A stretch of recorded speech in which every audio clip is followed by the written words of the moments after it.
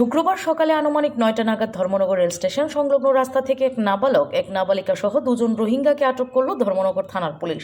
জানা গেছে, ধৃত রোহিঙ্গারা বাংলাদেশের এক দালালকে জনপ্রতি ৩০,০০০ টাকা করে দিয়ে বাংলাদেশের সীমান্ত অতিক্রম করে ভারতে প্রবেশ করেছে। শুক্রবার ধর্মনগর রেল স্টেশন থেকে তাদের হায়দ্রাবাদ যাওয়ার কথা ছিল, কিন্তু এর আগেই তাদের আটক করে ধর্মনগর থানার পুলিশ। বর্তমানে তাদের ধর্মনগর জোর জিজ্ঞাসাবাদ চালানো হচ্ছে ধর্মনগর থানায়। ধৃতরা হলো এমডি আরব, বয়স ২২ বছর, ও তার স্ত্রী সামাইয়া, ২০ বছর বয়স। তাদের সাথে এক নাবালক ও এক নাবালিকা রয়েছে। তাদের প্রত্যেকের বাড়ি বাংলাদেশের রোহিঙ্গা ক্যাম্পে। এই বিষয়ে ধর্মনগর থানার ওসি হিমাদ্রি সরকার জানিয়েছেন, ধৃতরা প্রত্যেকে বাংলাদেশ থেকে অবৈধভাবে ভারতেও এসেছে।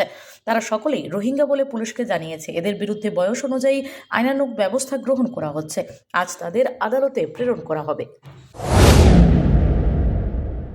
অ্যাকচুয়ালি ধর্মনগর থানায় আজকে সকালবেলা একটা খবর আসে যে কিছু অপরিচিত লোক সাসপেক্টেড বাংলাদেশি ন্যাশনাল রাজবাড়ী এলাকায় ঘোরাফেরা করছে। তো সেই সংবাদের ভিত্তিতে ধর্মনগর থানার অফিসার রাজবাড়িতে যায় এবং গিয়ে আমরা 4 জন, 2 জন মেল 2 জন ফিমেল লোককে আমরা ডিটেইন করে এবং থানায় নিয়ে আসা হয়।